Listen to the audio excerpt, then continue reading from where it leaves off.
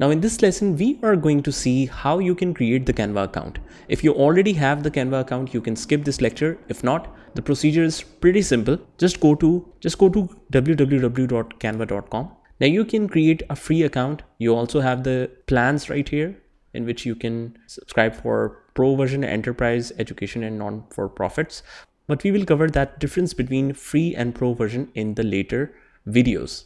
So right now we are just sign up for free account. So here's the option, sign up for free. Let's click on it. And if you frequently use Google, you can sign up from Google, or you can continue with Facebook. So I'll continue with Google. In here, it is going to ask you the ID and password. Let's mention our ID, click next. The password, next.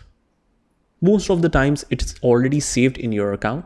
For verification, it will send you a verification code sometimes.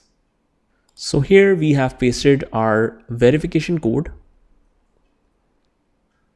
And that's it.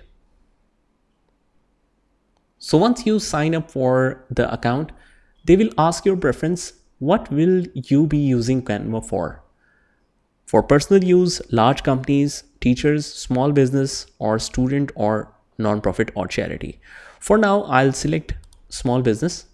Any team name, you can write your team name. You can invite some other team members and click on create team. So that way, whatever you design, it can be shared between your team members as well. So they're giving the message of try Canva Pro for free. I can try this for free for 30 days as well.